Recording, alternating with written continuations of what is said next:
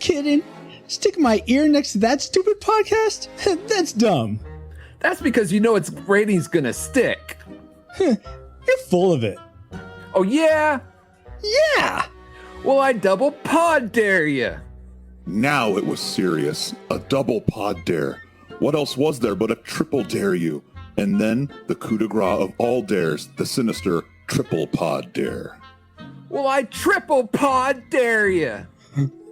Paul created a slight breach of etiquette by skipping the triple dare and going right for this episode of the Retro Rewind podcast. Retro systems online. Reflux capacitor fluxing. Scanning movie space-time for A Christmas Story, 1983.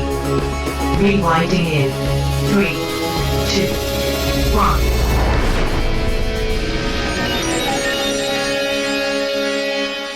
Welcome, Rewinders and new listeners, to the Retro Rewind podcast, where we take a fresh look at movies and games from 15 or more years ago. I'm your captain of the pod, Francisco Ruiz, and I am joined by your XO and mine, Paul, the Merry PaulJPowers.com, master of interrupter powers. Good morning, Francisco. Bring him here. Bring him here. And also now for this, teeth. Yeah, right in the drawer. Also for this discussion of the film, A Christmas Story, we welcome back aboard clergy officer of the pod, Dustin Warford. Hey, Dustin. Hey guys, how's it going? Going well. Glad you're here. Does that make this? Wait, Francisco, how many episodes is this? This is 315? Yes. So is this Dustin's 215th time on the podcast? No. It seems like it this past month. Oh my gosh. I think the record holder right now is my brother Kitos. It has the most episodes. I'm coming for him. Oh my gosh. There you go. In addition, we are glad to have back aboard communication chief of the pod, Aaron Wallace. Hey, Aaron. Hey guys, how's it going? Going well. Glad you're here. And joining Aaron is a content specialist for Nike, and we're glad to have back Jake Wallace. Hey, Jake. Glad to be here, guys. Glad to have you here. And now that we're all merry and bright, Paul, why don't you give us a quick overview of the production specs for A Christmas Story? Sure thing. Benji's very own Christmas Story was released December 7th. The world. Yeah, Benji's very own Christmas Story, December 1978. It's unrated. It's rated. It runs only 25 minutes because it's a TV special. It was directed by Joe Camp, written by Joe Camp and Dan Witt, and lead stars being Ron Moody, Patsy Garrett, and Cynthia Smith. Paul? Yes. What you suppose is the possibility that maybe that's not the movie we're covering tonight? Let's see. 15 years or older, check. We're busy this time of year, so it's a short special like we've done before. Check. It's Christmas Story. Given check. the last 100 or so episodes where this has been a thing, do you think that is the movie we're covering right out the gate? Obviously. Otherwise. Paul, we want just nothing. No Benji, no Kareem Abdul-Jabbar, no nothing. Just A Christmas Story. Just those three words. Okay. And from 1983. I don't know what he said at the end there. Kareem But, Abdul-Jabbar, all right. but- A Christmas Story Christmas. No. Those are Just the words. 3 words, not 4. You did Yes. 4 words. No, Christmas is twice, so therefore it's only one word. Paul? Yes? A Christmas Story, 1983, please. Oh, 1983. That could have been brought to my attention yesterday. Fine, I'll go back and review or rewatch it. Okay. A Christmas Story was released November 18th, 1983. Thank you. It runs an hour and 33 minutes. It's rated PG. It was directed by Bob Clark and written by Gene Shepard, Lee Brown, and Bob Clark, with lead stars being Peter Billingsley, Melinda Dillon, and Darren McGavin, with music composed by Paul Zera and Carl Zitrer. Sorry, too many Z letter last name people there together. Anyway, Sure. you ready for the box office trivia? I am ready. Dustin, Jake, and Aaron, are you guys ready? I'm ready. Awesome. And anyone in chat is welcome to play as well. I see Ashley, Kennethan, Who Will Save Generation X, Bobo. You guys are all welcome to play as well. Go for it, Paul. All right. A Christmas Story was made for just over $3 million and earned over $20 million in the box office. Well done, Christmas Story. Given this fact, how high in the box office do you think it ranks among the movies released theatrically in 1983? And we'll go for the top 50. Top 50. All right. Aaron, what is your guess? You go to me first.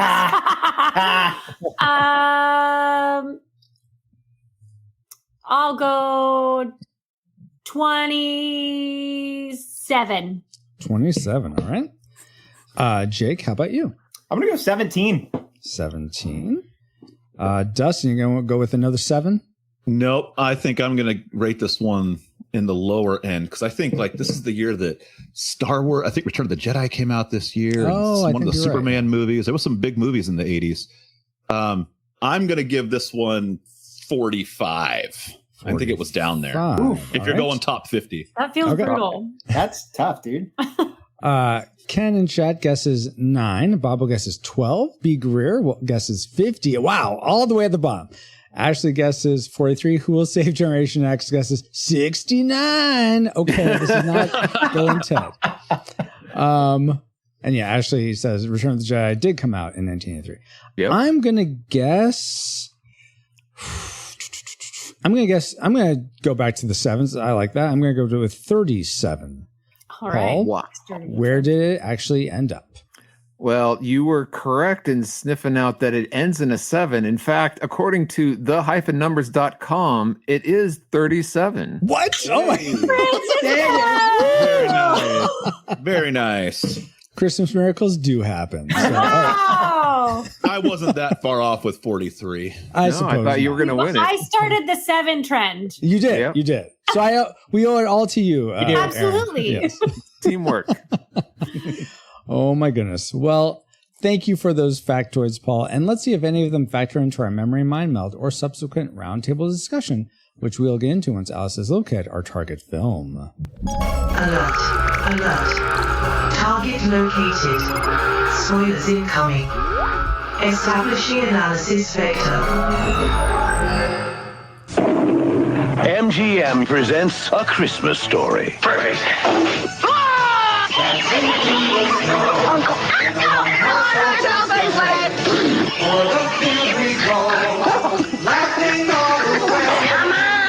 The movie that sends up Santa Claus. A Christmas Story, rated PG. Starts Friday at a theater near you. Yes, Friday at a theater near you, or maybe a streaming service near you these days.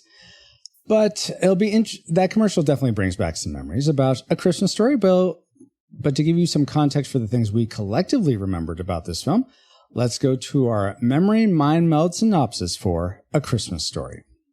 Ralphie, a cute kid who would later grow up to work with Buddy the Elf in the North Pole, wants nothing more than a Red Ryder BB gun for Christmas so that he can aim it at the bully and say, "Hasta la vista, Francis." But all the adults tell Ralphie he will shoot his eye out and nobody supports his Christmas dream. Grumpy and leg lampless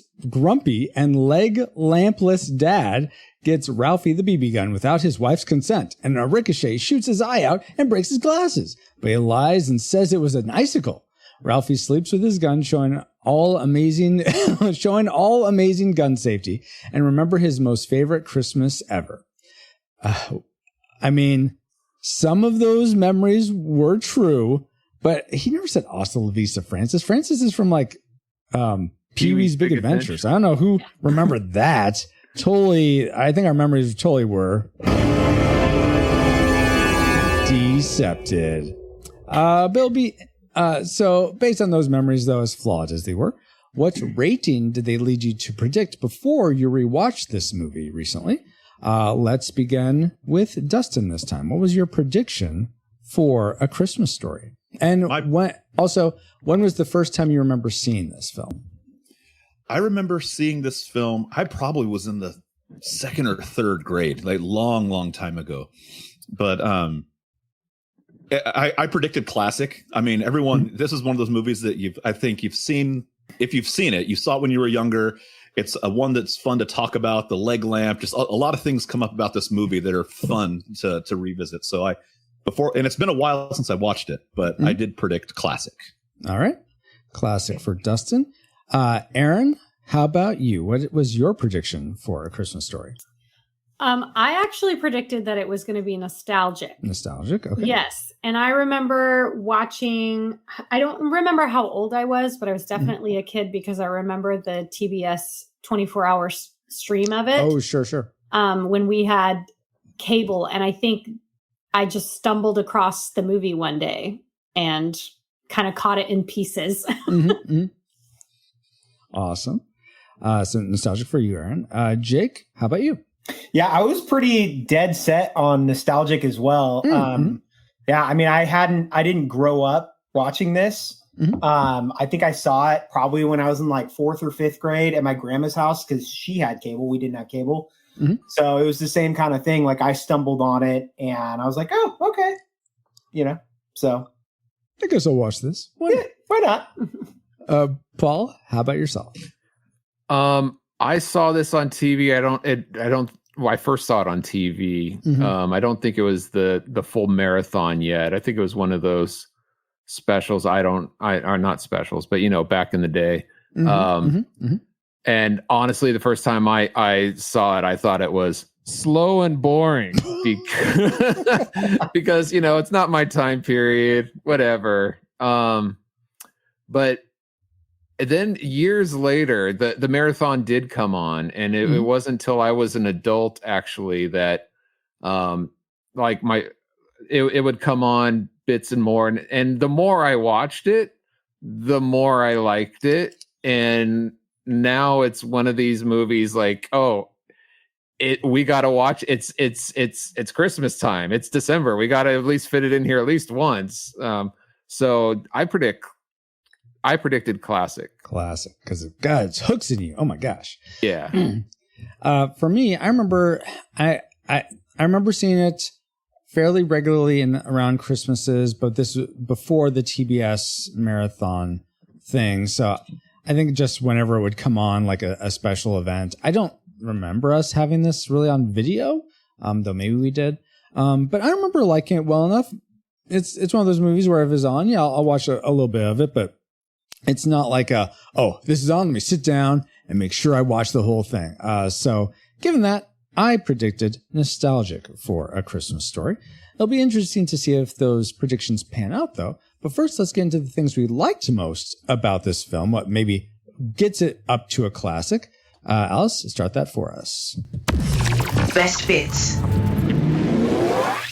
All right, let's begin with Jake this time. What's one thing you liked about A Christmas Story? I have to say, the first thing that comes to mind when we were watching it the other night, it's just the dramatic scenes, with the parents. Oh my God, they're so over the top, and they make the movie for me. Like, do you mean like the dream sequences? Yes. The dream sequences, like I'm trying to think of the specific, or the teacher does it too. Just those massively dramatic scenes that are way over the top that only a kid would dream of. I love those parts. That is one of my likes as well. I enjoyed just that it's such the way a kid would imagine as like the hero of his own story, and just how, I'm going to do everything right. Everyone's going to think I'm the best. It's just, those were fantastic. When Ralphie turns in his report and he imagines the teacher and she starts writing a plus like all down the wall. Like, it's hilarious. Yes. Yeah. So I'm totally there with you.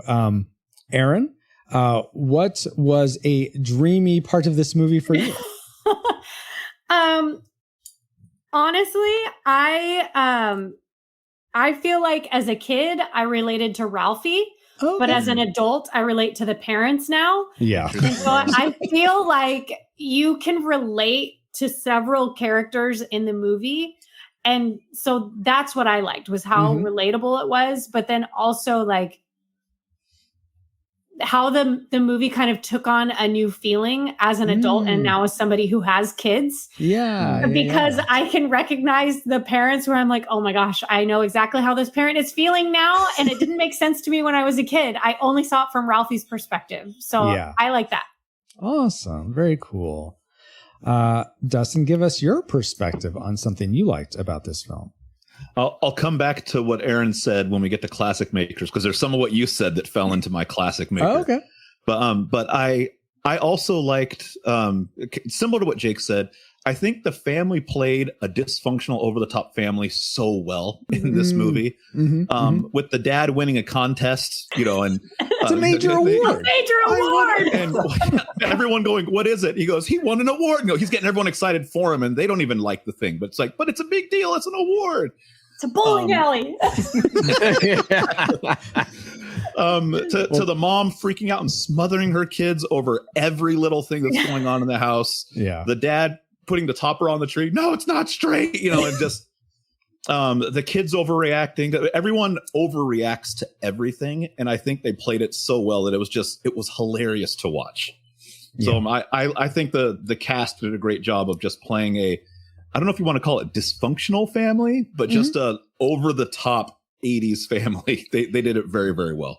Yeah, I think it's supposed to be a 40s family. It takes place in the 40s, but that's what I said. The 40s. Come on. Yeah, of course. Come on. That's what I heard. I don't know if I'd consider them dysfunctional, just like different, I guess. I don't know. Maybe it was one of the early. This was one of the earlier references of the term dysfunctional family. Oh, really? Oh, okay. Yeah. Not everybody agrees, but it was one of the real, I guess. Right. Maybe because I came from a dysfunctional family. This is totally accurate. What are you talking about? Before then, all the TV, like, it's not the Brady Bunch. You know what I mean? Like, yeah. But even that could be dysfunctional with the sure, or leave it to Beaver or those types. Sure, of yeah, exactly. Being number 7 of 15 kids, I have no idea what dysfunction looks like. It was perfect. So None at all. Paul, why don't you give us your functional like for this film? Wow. I, as a kid, I did not appreciate the old timiness, but now looking back as an adult, of the 80s, right? The old timiness of the 80s. No, of the 40s. Of course. The film depicts what I said. Yeah, so I like the nostalgia feel of it. Yeah, like even though I didn't grow up in the 40s, it's almost like a time capsule of that. Yeah, and absolutely. All the props and everything were used from that era, so. That's what I like. What's weird is, and someone mentioned that this, even though it was in our feedback that it was made in the 40s, though it felt sort of 80s. And I'm like, I think you misspoke, because this was like, I thought the saying was the 60s, and then I go and look at the trivia, and I'm like, or the IMDb, I'm like, in the 1940s. I'm like, wait. Yeah, I guess this is the 40s, because they're listening to the radio. 60s would have TVs and stuff. So I just, for some reason, to me, this felt more 60s, but I guess that's just because I'm so far removed from that era. It does. I like what you said, though, that it feels like this time capsule, because I don't know what it is about like the 40s, but for whatever reason, that feels like the pinnacle of classic Christmas. And maybe that's Bing Crosby, or like when I think of White Christmas, like there's so many famous Christmas movies that came out then. Yeah. And for whatever reason, this movie does feel like this perfect little time capsule that captures the Christmas nostalgia. And even though it's set in the 40s, you can relate to it. Absolutely. Right. Yeah. But yeah, it does feel like a time capsule. Very cool. Yes, totally agree. Let's go back to Jake. What's something else you liked about this time capsule of a movie? I love the dad scenes, especially when he's down wrestling, because I think it kind of speaks you know, like what Aaron was talking about with being able to relate to the parents now. The dad downstairs wrestling with the heater, the furnace, you know, and just all that. It just makes me think of outside wrestling with my truck and just like work, you know, and it's like, yes. Oh man, the dog's coming in at the end after, you know, he's going to get his turkey. That's so crushing. You sonsa, you know. Oh my gosh. Yeah, the dad. Awesome. Let's see. Dustin, did you relate to the dad at all? Or was your dad like this dad at all?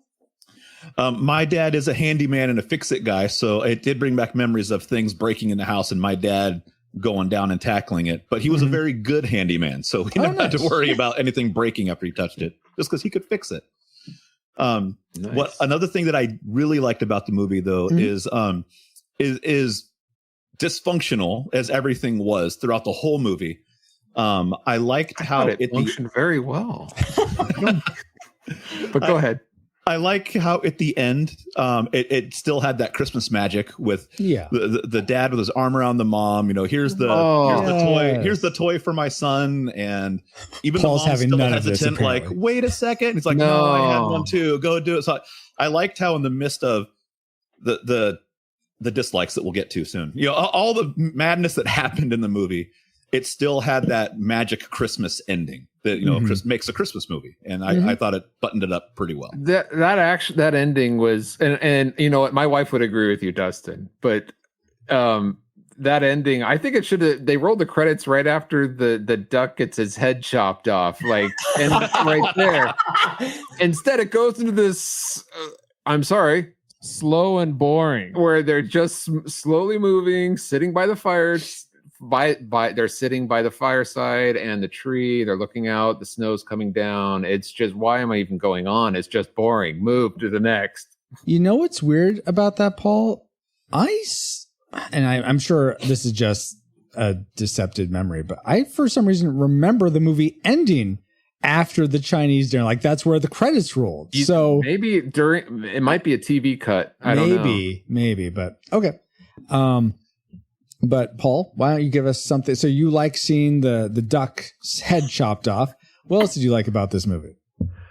The pacing. This is an hour and a half movie. I don't have to sit through 3 hours of these modern movies. It's an hour and a half, and it moves well. With their Hans Zimmer atmosphere scores. Right. I mean, I'm not knocking Lord of the Rings, but there's a lot of people trying to do the same, and it's not working. This is a nice story filled with mini stories that moves it along at a good pace, and I like the pacing. So my second like is the pacing of it. Very good, very good. A nice movie made up of mini stories in Francisco. I want to hear it. I want to hear it. I want to hear it. I want to hear it. He hasn't bashed it. What?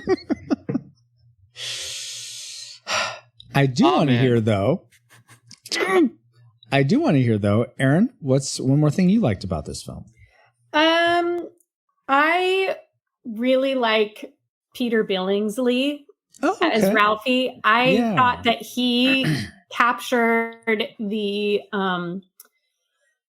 like the drama of being a kid very well, but also he felt so genuine in his portrayal. Yes. He actually seemed like he had a decent range. Like, you know how sometimes these kids in these movies, they can only do one thing. Yes.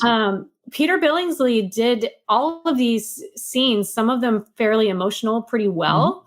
He was able to be whiny. He was able to be compliant, or like in the scene where he just like breaks down and starts beating up the bully, and he's crying and he's so angry. I mean, you believe Peter Billingsley as Ralphie with all of these emotions that he portrays. Yeah. And it never felt like he was lacking in any of the scenes at all. And I remember thinking while I was watching this, what a huge weight for this kid to have on his shoulders. Yeah. I mean, I don't, how old was he when they made this movie? Like 11 or 12 or something like that? 10? I will try to look it up, but yeah, in the movie, he said in the movie, I think Ralphie is 9. But for a young actor to have that kind of range, and he was just so relatable. So I just felt like Peter Billingsley I really liked him. Knowing how Hollywood casts actors, he probably was 17. Yeah. In all reality. He was, well, probably when this was being made, let's say it's 82, his would have been 11. So really close, but not quite 9. I like that scene as well. The scene where he does the bully beatdown. I think that, like you said, Aaron, that showed an acting range that you didn't see in the rest of the movie. Absolutely. But when he unleashes on the bully, I think that's a relatable scene to any kid that's ever been picked on. You hit your breaking point and you just snap. Yes. So that's happened to me before. And so I was just like, kill him. Not really kill me. Get him. But I loved the way he acted in that scene. And I also really liked how his mom didn't condemn him. She was like, calm down, go sit on your bed, just calm down. It was such a soothing. I love to see, in the midst of everything going on, the motherly aspect really come out in her. And it was cool. I mean, this didn't make this is a great moment for sure. It didn't make my like list, but I do just want to add on. I also, for some reason, I was worried, like while I'm watching that sequence take place, she takes Ralphie away. And for some reason, I remember her lying to her husband about like, oh, nothing happened. But no, so I was pleasantly surprised to see that. No, she said you just got into it. She lied Ralphie about the glasses. That's what it was. They were sitting on the radio, and they weren't. But the more extreme thing was the Oh, so little white lies are okay. Not as long as it's not the big. The surrounding lies are okay as long as it's not about the main thing. Okay. So the mom Rahab protected Mama Rahab. Okay. No, but I like how she didn't lie about that Ralphie got in a fight, but downplayed it in a way to like save him from getting beat by his dad. Though he didn't strike me as the type of dad that would be super upset with his son taking on a bully, but I don't know. I mean, we don't really get into that much. He'd arrested the radiator. Yeah, exactly. I mean, he didn't do anything when the kid was cussing in front of him. Of course, he did the same thing, so maybe that's why. I do want to say though, my last like before we get to our classic makers is the magic, I'll say, or the movie magic of the tongue stuck to the frozen pipe. Yeah. And I'm like, the practical effect. Yeah, because I'm thinking, I mean, that sure looks stuck, and I can't believe that they would put a kid's tongue, possibly get him frostbite. I mean, and so I was thinking, I don't know how they're achieving this. I guess glue, so anyway. Come to find out, as I'm reading through trivia, they used a suction device that you couldn't see on screen that simulated it being frozen there. I'm like, oh, that's genius. But I really like that. I didn't know how it was done. And now it's like, now that magic's ruined for me. Looked real, it made me cringe. I was like, exactly. Oh, yeah. Yeah. Well, and I felt bad that the cop just like, I know. I'm like, water and like poured on it. Yeah, exactly. I was thinking the same thing. I'm like, it's so funny because now with these high definition TVs, you see some things in old movies that you never did. Yeah. And when his tongue is all wrapped up and he's going back to his seat, he's got drool like pouring out of his mouth. Yeah. I never noticed that before. Yeah. But when you cut back to him in the close-up, there's no drool. But right. Movie magic. Oh, exactly. Yeah. But now let's get into the most magical parts of this film, our classic makers. Let's start with Aaron. What did you love most about A Christmas Story? I love the narration. Get Ralphie's internal monologue, his internal thoughts and everything. They capture how kind of dramatic childhood thoughts are about situations, you know, but the descriptions, the words that they use, it's really well written, but then also delivered so well. And it's just my favorite part of the movie. Yeah, Gene Shepard is a master storyteller. Did he do narrations for other movies, or I wasn't really. I think this is the only movie I've heard him in. But he did. Okay, I was going to save this for later, but if anyone really loves this movie and they're looking for a true sequel to the movie, not A Christmas Story 2, not A Christmas Story Christmas. Isn't there one with this one character actor that's in a bunch of 80s movies as the dad? Like, it's not. Continue, Paul. I was about to say, where are you going with this? I thought I was the master interrupter here. What's going on? But if anyone likes the movie and they want to see, it's the true story. The true sequel is A Summer Story, where it's directed by Bob Clark, the same director, and it's narrated by Gene Shepard. It's taken from Gene Shepard's books, another collection of stories.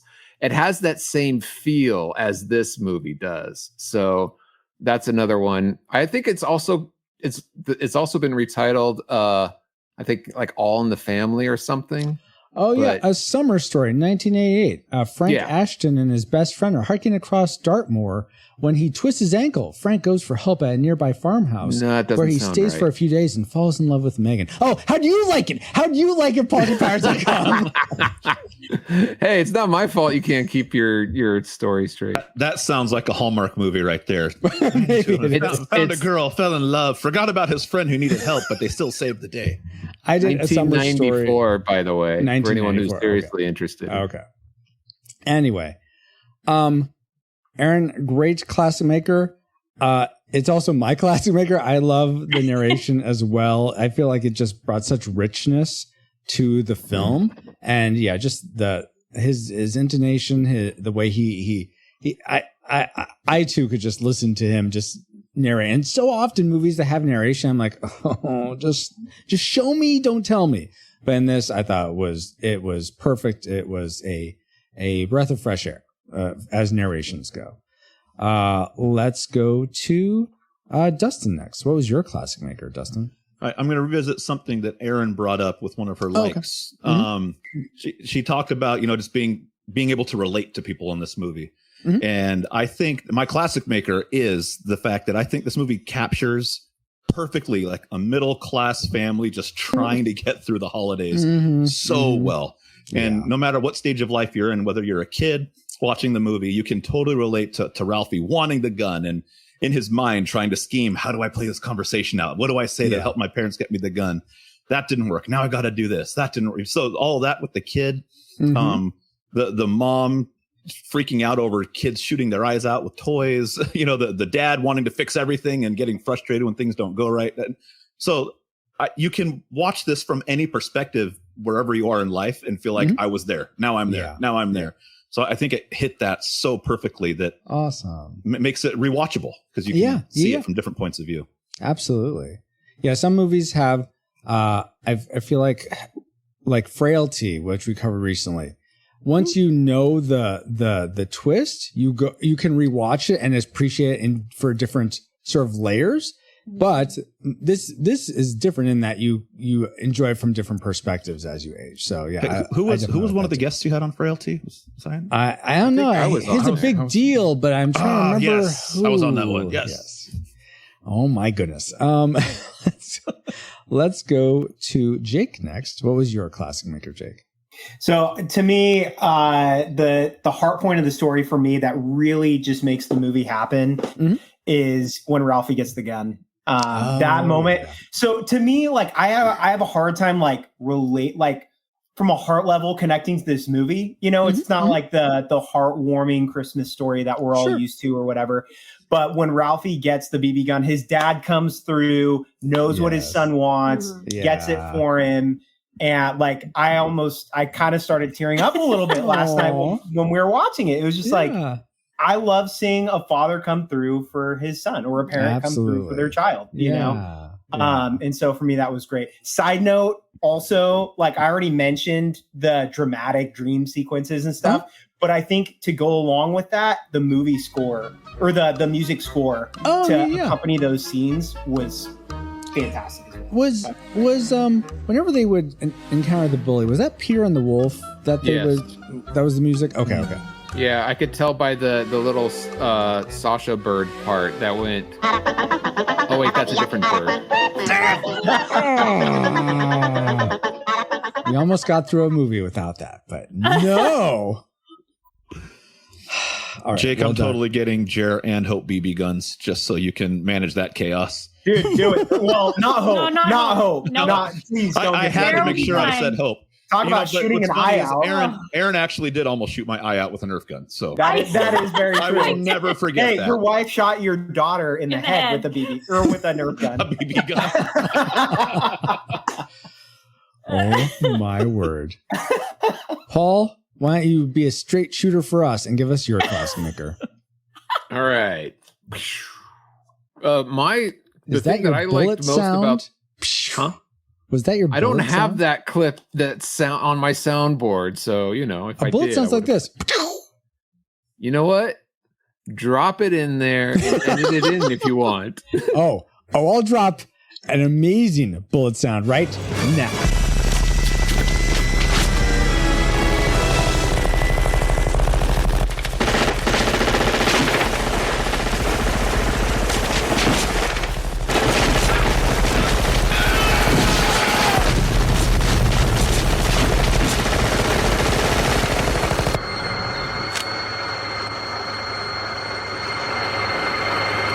Most about this film is what Jacob initially started with, is the daydream sequence. They are just so much fun, and everything that's already been said, I totally agree. In fact, I would love to see the extra dream sequences that they shot, that they cut out.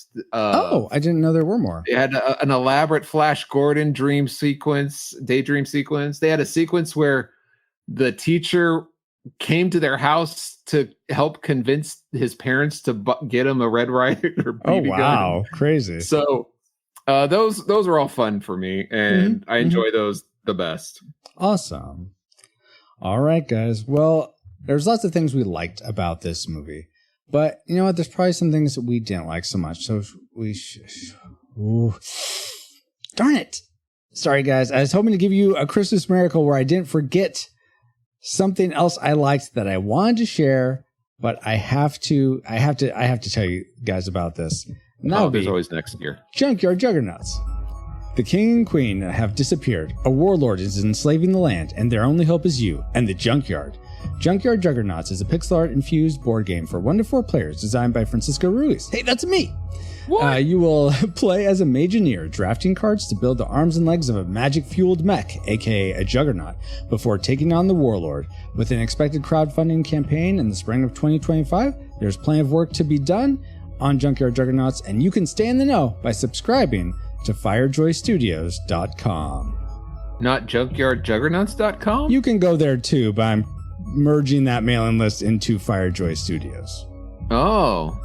Speaking of merging, how does this merge into A Christmas Story? I thought we were reviewing A Christmas Story. Let's see. You could think of some of the Juggernaut's arms as guns, like a Red Ryder BB gun thing. Does that work? I don't know. Was it in the movie? It doesn't merge. No. Okay, Paul. It wasn't a like about this movie. It was shameless self-promotion, okay? Yeah, that works for me then. Have you ever had anybody do like at least 12 playthroughs of that game and never lose yet? Has that happened yet? Just asking for a friend. If somebody did, I imagine they would be a big deal. I agree. I definitely agree. Okay, how about some trivia, guys, about A Christmas Story? Would that be okay? Absolutely. Awesome. Did you all realize, due to the film's popularity, the Daisy Rifle Company has started producing Red Ryder BB guns for sale during the Christmas season? It has become one of Daisy's best-selling rifles, in fact. Well, yeah. So with that in mind, what toy or product from a movie, any movie, do you wish was made now for you to buy for Christmas? Let's begin with Paul. My mind automatically goes to the hoverboard from Back to the Future 2. Not these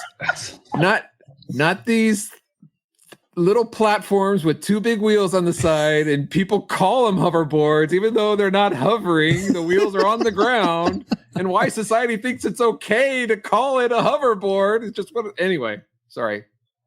There was a trigger there, but yeah. No worries. Hoverboard. A real Okay. hoverboard. A real hoverboard. I wouldn't even mind a Barbie one from Back to the Future 2 at this point. All right. Fair. Well, I mean, I think it'd have to be a Barbie one because that's signature. Okay. Aaron, how about you? I am going to go with the like outfit choosing software that Cher has in the list. Wow. Nice. Because it has like her whole catalog of clothing and all she has to do is click buttons to pick out her outfit Nice. instead of having to like try things on. And that just sounds so amazing to me.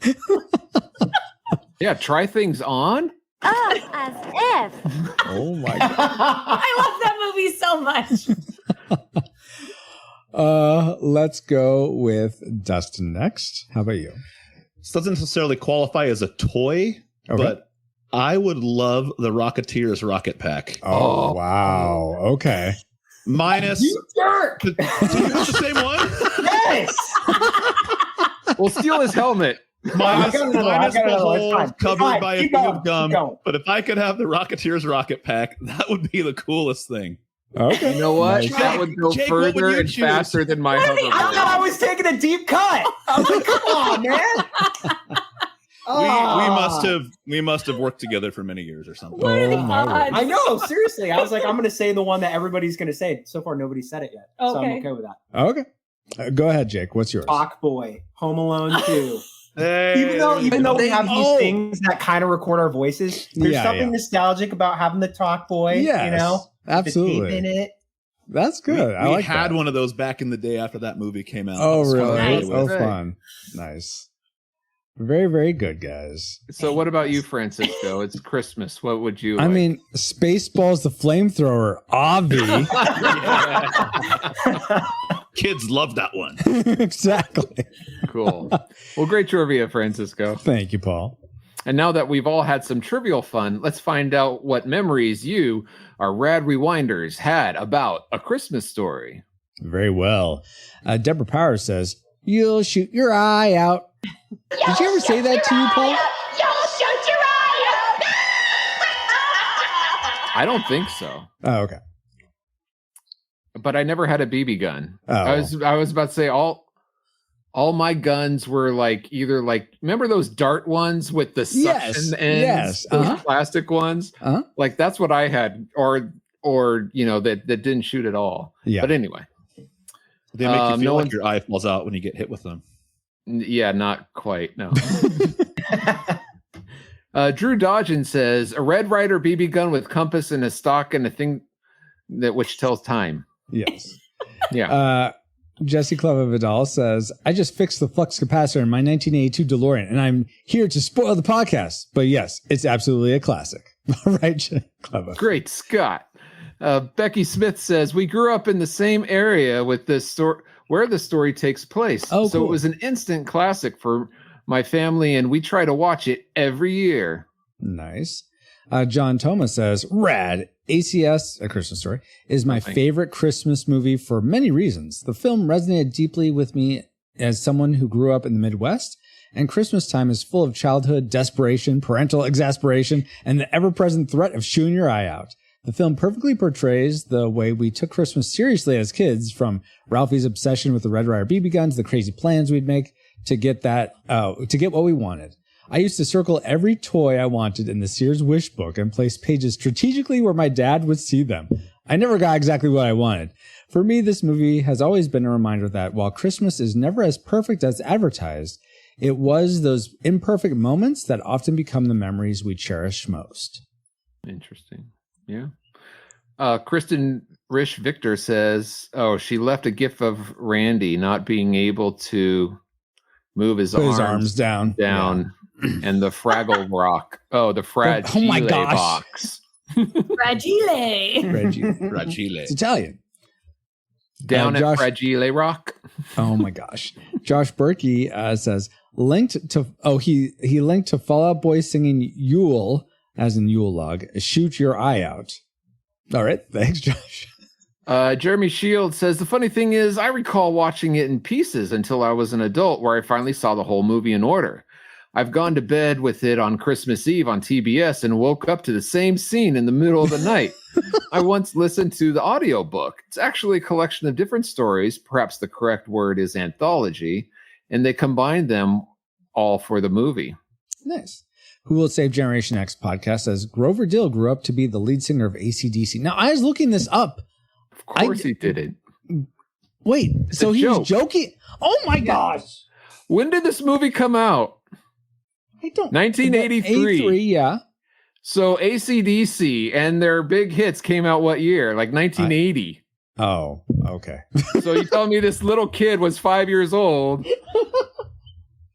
Maybe No, if he it was so really confused. was filmed in the 40s, like, you know, I said Right. all along. Yeah, 40s. exactly. So yeah. he looks and has the attitude. Okay, But no, he that's did what. not. Okay, I didn't realize that's what Zabe was trying to say. I'm sorry, I missed the boat there. Yeah. Okay, sorry that I had to explain the joke, folks. Anyway, moving on. Ashley Thomas says, I didn't watch this film until 2002. Sorry, too many T's in there. When my high school economics teacher played it during the class in the last day before school break. I would go through phases where I liked it and then didn't like it, but now I love it. I watch it multiple times every year. Wow. Kevin Joshua Burnham says, it's just okay. It has some funny bits, but overall, it's just okay. I imagine he watches it multiple times a year too. Sure. Ken also says, I don't care if you haven't seen this movie ever or recently. It is so iconic, and even those who have not seen the movie know the movie. Indeed. Well, David Bobke says, what I don't remember. What don't I remember? Yeah. Sorry, I'm not Bobo. What don't I remember about this movie? Everyone in the cast is great. He means what don't I remember everything so much that As in, So that's what don't I remember about this movie? Everyone in the cast is great. The so yeah, you have writers- to have that Chandler Bing attitude about it. Exactly, yes. Okay. So he goes on and says the cast is great. The writing is familiar with comfortable, although maybe it's the Midwestern vibe I'm picking up. Thankfully, I've never had to deal with dogs barging in on our lunch. Nice. But he goes on to say, but I'm curious, what do you wish you could beat out of this movie like Ralphie beat the tar out of Scut Farkus? Nice. I think we will get into that right now. Let's talk about the things we didn't like about A Christmas Story. I'll start that up for us. Worst woes. Anyway, let's talk about the things we didn't like about this film. Let's start with Paul. What's something you didn't like about A Christmas Story? Okay, I'll start off with this scene where Ralphie goes after Scut Farkus. Now, Scut Farkus is the super senior of the group. He's bigger. I don't know how Ralphie is able to pin him down and just wail on him for 2 minutes without him getting up. But let's say, okay, he does. Okay. All right. But then after Ralphie is pulled off, all he has is a bloody nose after 2 minutes of being lumped on. I mean, well, I think you're right, Paul, that Ralphie doesn't have like tons of muscle mass going, and he has gloves on. Yeah, he has his gloves on, right? He's pretty just like covered as he's swinging. Yeah. Okay, they should But it have looks had more little. like he's hitting his chest. Yeah. Rock'em sock'em. Exactly. Yeah, the whole thing, it just kind of throws me. I get what they're going for, but it pulls me out. Have you never seen a little person get so ticked off that there is no stopping them from lashing out at the bigger person? No, I totally get that. But I mean, the big person, if they have any presence of mind, is going to be able to get him off or block or stop him in some way. I mean, he's not even punching back at all. He's just laying there taking it. I think he's just so stunned that he was attacked instead of the vice versa. That's what's got him so perplexed or but it's a while. I mean, it's long enough for his kid brother to go get his mother down the street and come back. I get that. I don't know what to say. So you just like if it was a minute shorter, you think it'd be more believable, something like that. Yeah. Okay. That's fair. I guess. Make the short movie that you love for being short even shorter. Sounds Sounds good to me. Exactly. Dustin, what do you wish was shorter about this movie for you? All right. There was a scene in this movie that made me cringe because I don't know of anybody that does this. And I was just like, every time I watch it, I'm like, what? No one does that. It's when all the kids put their mouthpieces in the teacher's hand. Yeah. I mean, it's like no teacher says, spit that out into my hand. I can see one person spit it, like parents do it, like spit it out, give it to me. But a teacher in school for every single kid in that moment, gross. No. I was about to say not every kid. I've actually had that happen to me. Not it was put gum. out your I hand had and gum. spit it. No, and it was just a weird set of circumstances where it was like there was nowhere else to put it anyway. And I wound up, and she said, "Okay, just put it in my hand, and we'll take care of it." But like I can see an adult doing that class. like incognito with one kid, like here, just give it to me, we'll get rid of that. Trying to save the kid, save some face or something. But for the teacher to be like, all right, and just line up and help the kids. Imagine the drool just going down her And then there was arm. no drool though. She put it in the drawer and they were all dry. I was like, all right, that's movie magic. I can hear the kids with teeth even now going all that, and there was just that scene makes me cringe. No one does that. I feel like our understanding of germs though was a little bit different in the 40s. Like, if you had your sugar, you're good to go. Yeah, and smoke your cigarette at night, you're good to go. I think COVID started back in the 40s with that scene, and it just evolved finally to the outbreak that we had a couple years ago. Who Will Save Generation X says germs weren't invented in the 40s. So yeah, I think that's you don't have to worry about that. That scene makes me cringe every time. Very fair, very fair. I'm not even a germaphobe, but that scene gets me. All right, Jake. That's how it starts. What makes you cringe about this? Oh man, just to follow up that. So I go to the mom encouraging the little brother to eat like a pig at the dinner table, and I'm just like. Stop! Like who does that with their child? I'm like, I would never have my kids do that because food's gonna go everywhere, And I am sorry. You're desperate. I am so incensed by that scene. I'm just going to break with tradition and break with the etiquette of the double dog dare and stuff. That's my tragic maker. I hate that scene so much. I'm like, get the food off your face. Why are you having to do that? It's not my tragic maker, but it's a dislike for sure. I find the scene delightful with them laughing back and forth. That's fine. Over again. All I can think with him making the pig noises and the mashed potatoes is how are you not getting the mashed breathing potatoes that in, up, sucking up in your sinuses? Yeah. It would just go up and through and back in. It'd be good. A little extra flavor. What dad would just sit there and watch it happen? Yeah. And not stop? Probably. Hey, we have dealt with picky eaters. A parent that has had to fight with their kid and their kid is finally eating. Yes, exactly. We've never gotten that desperate. I would never get that. No, we would never get that desperate, but still, like, there comes a point where you're like, hey, they're eating. I don't care.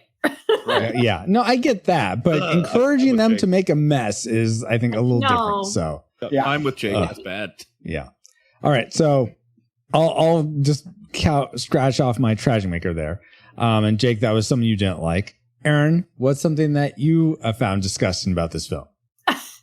I mean, it relates to that scene because I think the little brother is super annoying. Yes. Randy. Aw, Jay. And then when he's sitting there and he's just like, yeah. Agreed. And I know that she does that really well. It's on purpose that he's annoying. Mm-hmm. But just when she's putting all the clothing on him and he like can't put his arm, I can't put my arms down. And then, she's like, well, you'll just, deal with it later or whatever. And she starts rapping the thing and he just goes, like, what child makes that kind of noise? Yeah. We should have just done that in staff meetings that went really long. Oh my word. Yeah, I have expected and I've forgotten about I knew that scene happened, but I forgot the intricacies of it. I really was expecting him to say when she undid it after doing it that he had to go to the bathroom and they had to strip it all down. But it wasn't. I can't put my arms down. Yeah. Put them down when you get to school. Exactly. And then he falls down in the snow. They can't get up. So Randy is very annoying for you, Aaron. Yeah. I totally, Can't totally stand get him. that. Let's see.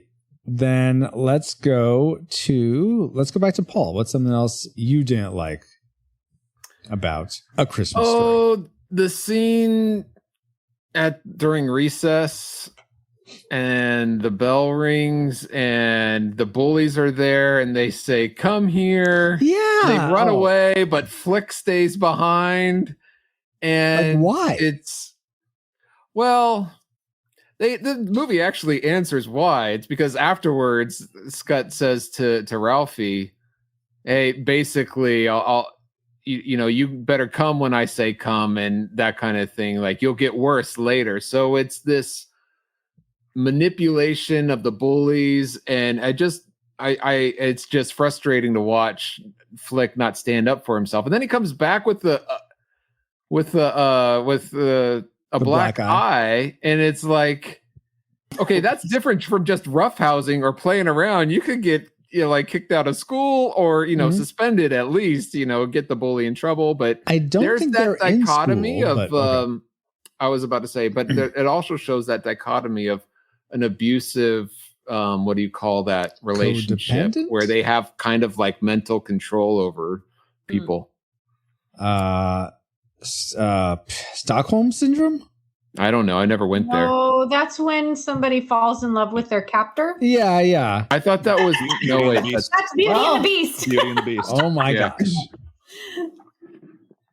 Anyway, it's just frustrating that hypnosis. he doesn't run with everybody else when it's clearly an option. Yeah, I totally get that. Paul. Let's go to Jake. What's something you wish wasn't told in this story of Christmas? Something that wasn't. Say that again. He just wants you to go to your next dislike. Yeah. I know. I was thinking of my next dislike, and I said directly had to do with Paul. What's something that you wish wasn't told in this story of Christmas? Because it's a Christmas story. Get it? It's hilarious. Wasn't told. Wow. I don't know. Krista, what's another dislike? Well, I would say so, Paul. To add on to what you were saying, when Flick got his tongue stuck on the pole, they just abandoned him out there and left him. I was just like, what friends? Like, what kind of friends is he? Ralphie? Come Unfortunately, those are the best friends he has. It's the kind that will abandon him. I was very like, I was like, dude, you gotta get better friends, man. Mm-hmm. So absolutely. Yeah, that for sure. You're full of beans, and so's your old man. Full of beans. And then Ralphie lies about who told him or who said the F word to him, and then I don't know if I think it's Schwartz gets beat up. Schwartz. Luckily, he says Schwartz, because otherwise Flick would just be the Flick, the underdog the whole time. Exactly. Oh goodness. Okay, so that's some you didn't like, Jake. Let's go to let me make sure I'm getting this right. I'm gonna go something else I didn't like, and I doubt it's something that any of you have. Oh, good. I don't want it. I really dislike the I'll say the ugliness, and I don't mean that from a like appearance, but just attitude of Santa's elves. Get up here, kid. Come on. And I think part of it is the costuming, because I hate those elf costumes with a passion. The little hook on the top. Felt? Not so much the felt, just the design of this like horn that comes down in your face, and then the same with the boots, and the colors are all just too not overly garish, but I don't know, they're ugly. They're just ugly elf costumes with ugly attitudes, and I don't like them. So the elves that help Santa, and then they have this weird way of picking up the kids. They turn them around and then they turn them back the way they were. It's like, no wonder you're so far behind. This is very inefficient. Yeah. So doesn't make any sense. Yeah. So they the were elves throwing them down the slides as fast as they could. I mean, well, that's fine, but the getting them up on the lap doesn't make the way they're doing it doesn't make any sense. Okay, let's go to Aaron, next. What's something else you didn't like about this film? What? You'll see. If you ever rewatch, you'll see. But don't worry. Oh, okay. It's just for the people watching the video. Well, I'm going to start releasing the videos. Oh, so when online, you edit this, then if you do. Anyway, you'll see. Aaron, It's okay. You'll see. Aaron, go ahead. It was a little bit hard for me to watch, like the scene when the family's sitting down to dinner and Ralphie makes the comment that it had been years since his mother had eaten a warm meal. Yeah, I felt so she bad. had to keep getting up. Yeah. And I know like that was the culture back then. Like that was the expectation of the mom. And, you know, I think as a parent, there are times where you feel like you just come last. Yeah. But it was so sad to know that it was always her. And you can see on her face, she's like, I just want to eat, but I'm going to put on my happy face and I'm going to serve my family. You know, I just, that was a little hard to watch. Yeah, absolutely. Yeah. I'm like, come on, just you and your husband, say, hey, kids, you got served. Now you can wait. Let the food settle. I know this is like, I'm projecting my 2010, 2020 parenting onto the 40s, but it's just like, it was frustrating for exactly what you're saying there. But I was going to add a counter argument, and I put quotes around the word argument because it's a soft thing, but I'll save it for the spiritual speculation portion. Okay. I do want to point out, just going back real quick, Bob says the sound Schwartz moms makes haunts me to this day. Yeah. Let's go to Dustin, and then we'll get into our tragic makers. What's one more thing you dislike? All right. So I did have on my list the Santa and Elf. So you're not alone, Francisco, on your dislike for them. But I was actually surprised because it's been a while since I've watched this with the language in this movie. Oh, yeah. Fudge. that one clearly being censored out, but there was more profanity than I remembered, and it was enough for me to be like, I don't know if I want my youngest kid watching this one quite yet, just because it caught me off guard on a rewatch, like especially with a critique rewatch of, hey, I'm going to be listening and watching for all these things. Yeah, absolutely. It stood out more, and I thought the movie could have been just as good without it, especially with, the whole fudge comment, because that was perfect. I didn't say that. I said the whole word, but all the other words they did say. And even the dad at the end, when he's chasing off the dogs, he yells SOB. I'm like, wow, that one's just blatant. So yeah, I thought the movie could have been totally fine without it. Didn't need it. Gotcha. For me, like, there's not a lot that I just epically hate about this movie, but I would say that there's just something about it that I don't genuinely connect with. Okay. Maybe because it's slow and boring. I think maybe for me, I think it's that lack of, like, there's a lot of relatability. We've talked a lot about that. There are scenes that are funny, all the things, but there's a lack of, like, heart connection there. Like, I'm just looking for more of those heart moments in a Christmas film. And to me, I just didn't get enough of that. Maybe it was I didn't see it as a younger kid, and maybe you just need to see it when you're younger. I don't know. But just not a heart connection there. Yeah. That's, for me, that's why. Yeah. So you hate Christmas. Okay. Yeah, man. I do love Christmas, but there's just something about the movie that I just didn't jive with. And it's not one that I go to like every year and I'm like, I have to watch it, I'm like that with It's a Wonderful Life or A Wonderful Life. Of the name All right, both of you. I disagree. I disagrry with that. With that. That's fine. Wow. I'm just saying that's sort of my similar movie where I'm like, no, this isn't for me. Even though I've never seen it, but I know it's not. It is long, but come on. Anyways, we're not. It's a Wonderful Life is amazing. It's a great movie. It's wonderfully easy to long. fall asleep to, though. That's the problem. Yeah. Aaron, it's a wonderful nap. What do you wish? Sometimes it is a wonderful nap.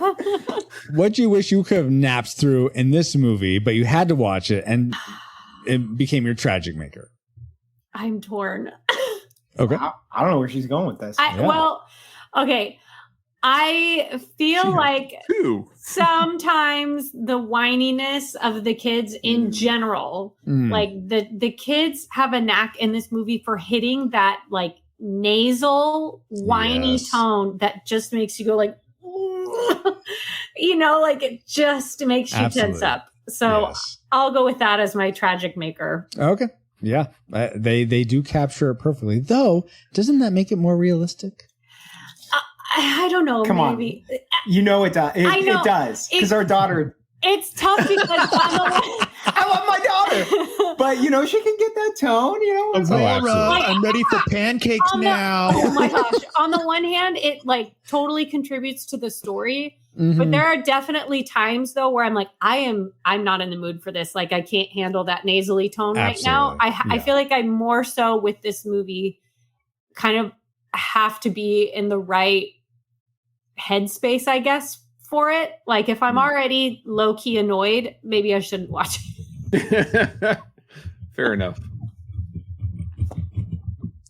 Yeah, no, I'm with you. Sometimes I just want my movies not to have that close reality because it's like I deal with that enough in my real life that I don't need it in my movies. But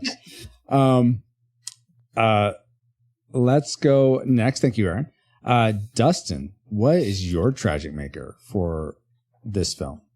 All right, this is only a real quick scene in the movie. Okay. And it's not a major plot point. I don't, maybe, but it makes everything inside me cringe because I was raised with gun safety. Mm-hmm. When he sleeps with the BB gun in the end, it drives me insane. Every bit, both my dad and my stepdad, both gun safety, like it's been ingrained in our minds since we were 5 years old. And so at the end, when it zooms in and he has the gun on his bed, I know it's just a movie, but still I just go, no. And especially with the parents saying, you'll shoot your eye out, that being the whole thing of how dangerous this is. Yeah, go to sleep with the gun. Like that, there's Maybe no it's not way. Loaded. Every gun is always loaded, Paul. It's true. Always. I think it's also pointed at his brother when he's sleeping. Right at his brother. Yes.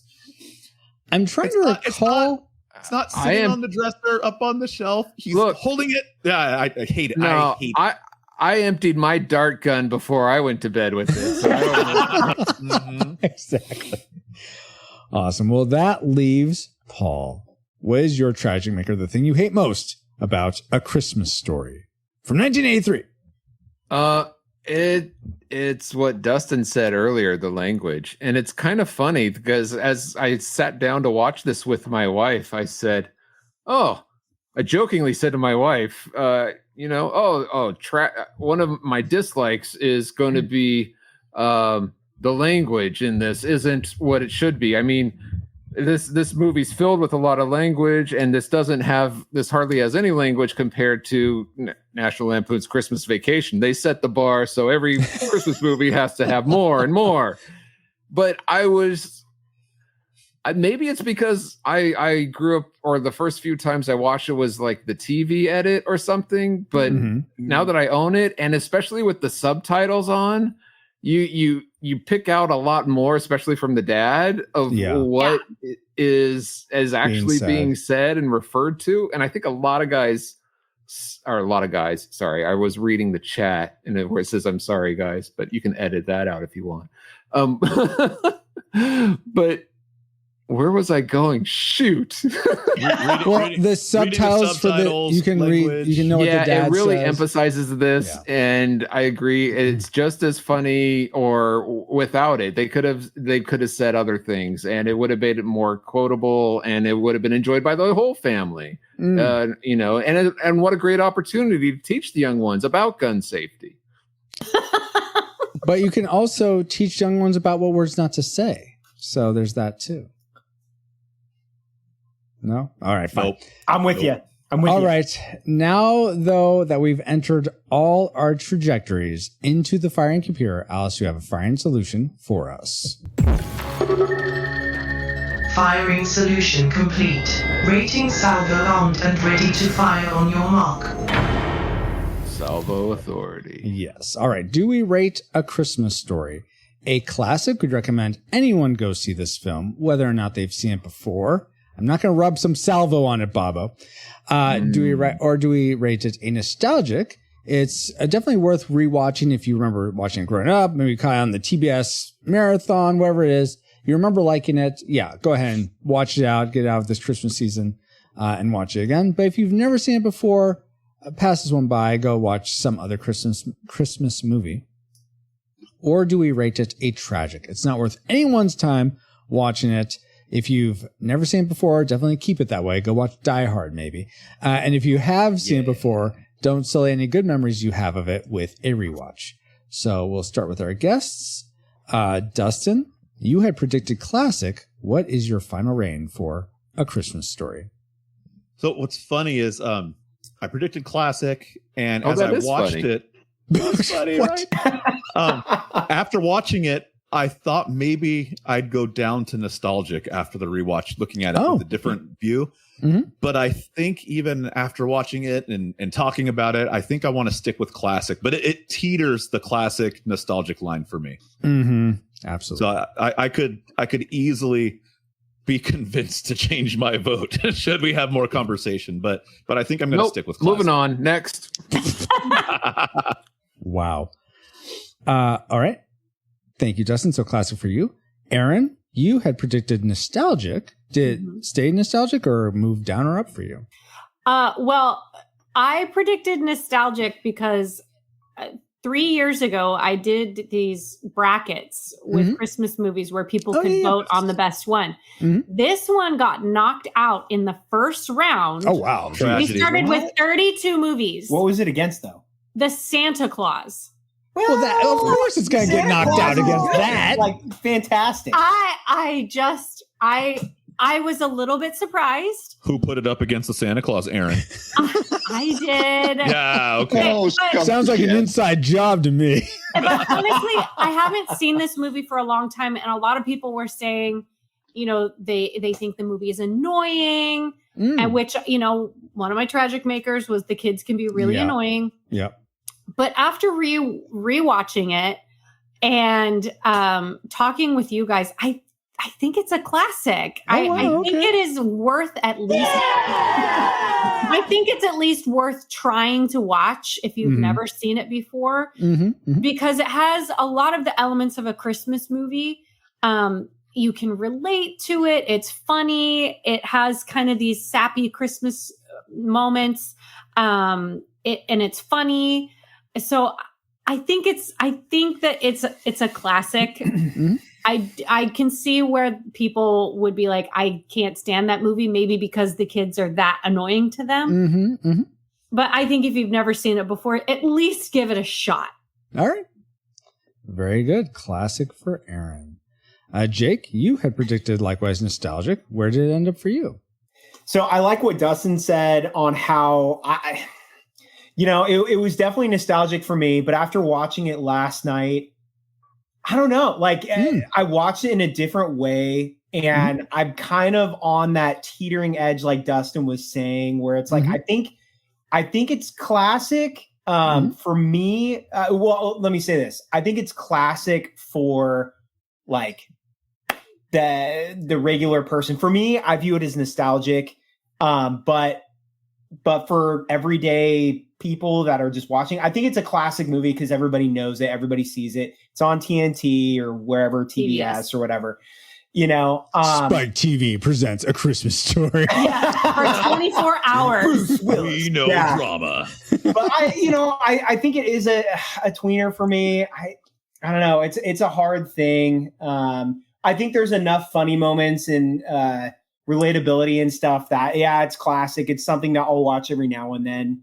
And the fact that it's set in the 40s, I think it's not really ever going to get like dated. Vintage. It's vintage. So it's a period piece. So I've heard classic and nostalgic. So which one is it going to be? I'm going to go a little bit more classic. Classic. Okay. I'll go there a little bit. Again, like it's worth a shot, right? Yeah. I would say you definitely got to watch it. All right. Yeah, I agree. So 3 classics so far.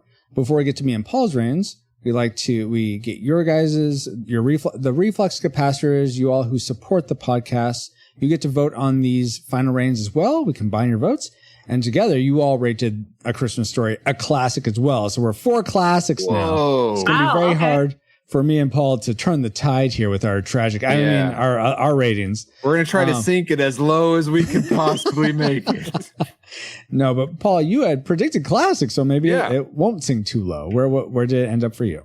Yeah, I agree with everyone else that I recommend this. If you haven't seen this, I recommend that you see it. So that's classic. Classic. And I'm not teetering.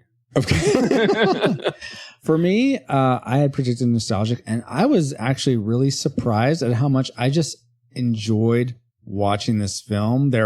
I imagine I experienced it because it's been a while since I've seen it. I don't know if I've seen it since becoming a parent. So I imagine there may be some elements of seeing it through that lens that I didn't experience before. And so I just appreciated it on a whole different level. Or it was just very fresh to me and very enjoyable. So, and I think it would be to a lot of people. So I'm going to rate it classic. What? So, according to the Retro Rewind podcast, it's been a while. We rate A Christmas Story a unanimous classic. We'd recommend anyone go see it, whether or not they've seen it before. I did not expect that. Indeed. But now it's time to get back to our own time. Good old 20XX.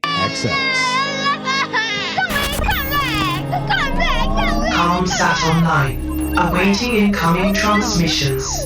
Hold the bill right. Come back. You can stop at any time, Paul. That's the tone. It's so bad. It's so bad. Okay, it's nostalgic. It's nostalgic. It takes you back. Sees tragic, total tragic right here. All right. But it feels good to be back. But we wouldn't have been able to travel back to 1983 to begin with if it weren't for our amazing reflux capacitors, who also voted this classic, namely Deborah Powers, Geek Devotions, Drew of the Cellcast, Ashley Ruiz, Kennethan, Fabulous Lomax, That's Our Babo, D. Tungsten, Mr. Lost, Gerald Hafner, Cool Deluxe, Dustin He's a Big Deal Warford. Oh, you're right here. Woohoo! Flux, Redeemed Otaku, in addition to 2 other awesome patrons as well. Thank you all so much for keeping the gigawatts coming. And if you want to help us keep flying and get bonus content for your generosity, head over to firejoystudios.com and subscribe at the $5 tier. Ho, ho, ho, ho! It looks like everything is ready for the big night, and it's a good thing my sleigh is sponsored by pauljpowers.com, just like this stream. Ho, ho, ho, ho! Wow. Say, Francisco, are there any ways that people can support the show that doesn't require a little dip in their wallet this holiday season or any holiday season? Actually, yeah. Paul, there are several ways. The newest is, like I just mentioned, you can subscribe for $5 or just subscribe for free to our new site, firejoystudios.com. There you can, if you subscribe, you can get updated on not only new podcast episodes, but when we do our monthly voting that we're going to start doing, instead of one list that's just sort of there, we're going to be doing monthly voting on the movies you want us to cover in the 4 different sort of seasons of Random Rewinds, Anime, Sci-Frights, and Wintermas. And also, there's also other updates. You can get updated on Junkyard Juggernauts from the same mailing list. But let's say you don't want to subscribe. That's fine. But you want to still tell us how much you like the podcast, or maybe you hate it. Maybe you hate this podcast so much. Tell us that too. You can leave us a review on the podcast platform of your choosing. like Podchaser, where we got a review from APR 1186. Those initials sound familiar. She recently said, 5 stars. The Retro Rewind podcast is sure to become a classic for anyone looking to fuel their nostalgia for films and video games from 15 or more years ago. It quickly became a regular in my podcast rotation, since happily discovering it nearly 5 years ago. Francisco and Paul, along with their rotating guest hosts, do an excellent job with their commentary and reign of classic titles. I can't recommend this podcast enough. Wow. And finally, tried and true, one of the best ways you can help get the word out about the Retro Rewind podcast is tap the share icon in your podcast player that you're listening to us right now and send it to a friend saying, I know you like A Christmas Story or like Christmas movies, so I thought you would enjoy this podcast about it. Cool. And I'll bet they'll thank you for it. Oh, they will. And speaking of thanking people, we want to give a big virtual Christmas hug to Dustin Warford, Aaron Wallace, and Jake Wallace for supporting us with their thoughts about A Christmas Story. Indeed. And since I like to go alphabetical order, we'll start with Aaron first. Yes. No, Dustin. Dang it. I missed it. I don't even know my ABC. Wow. It's Aaron if you want to go back. There we go. Actually, we're going to go around and if you could tell where people can find you online, if you want to be found. And if so, is there anything cool you got going on that they should know about? So, Dustin, where can people find you online? I am online. I got Facebook. I have an Instagram. I am at Ghetto Kids Preacher. Made that back when I was a children's pastor. And you can also find me at ccpuyallup.com, the church I pastor's website, and you can see all the sermons we do up there and see how we're reaching out to the community and being plugged in all online there. Cool. And next is Aaron. What you got going on? I am in my second year teaching, so that's been awesome. And you can find me online on Instagram or on Be Real as at eMoneyDub. And I'm also on Facebook. Cool. And should people follow for more bracketed voting? Yes. It's been get another one up. I since know. we've had a vote. It's hard for me to do them now because of my teaching schedule. So it might end up being, Stop whining. it might end up being more of a summer thing, but I would love to do more brackets. Yes. You lack discipline. No, thank you. I totally understand that. And Jake, if you want to be found online, how would people do that? I'm not online that much, but you could follow me at JDub137 on Instagram.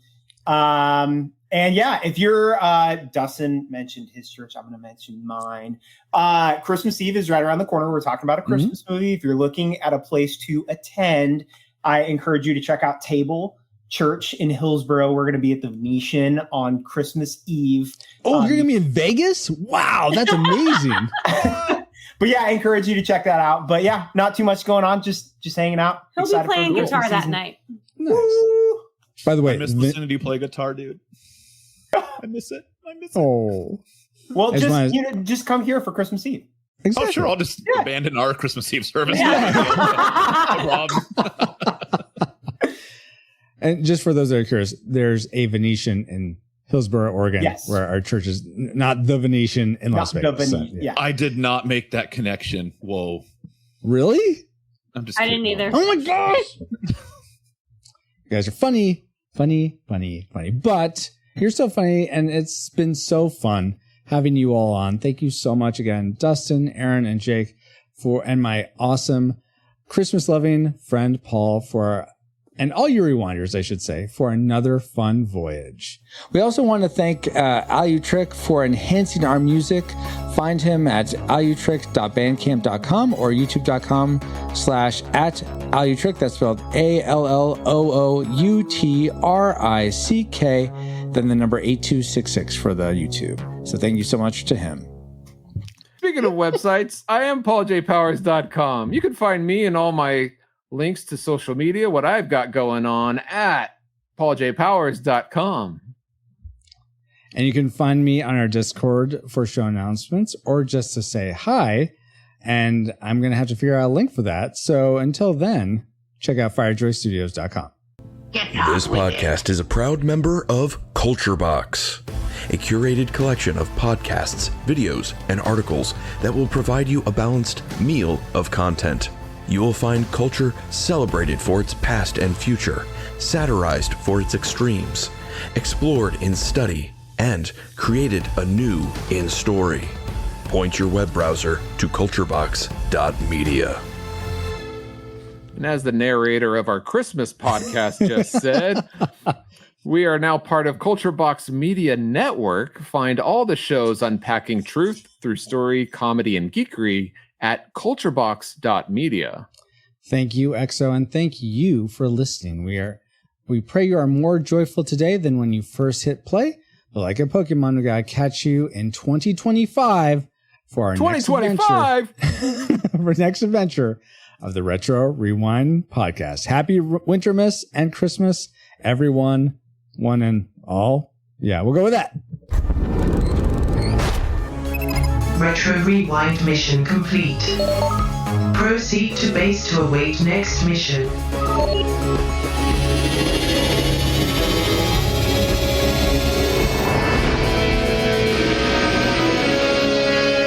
Merry Christmas. Ho, ho, ho.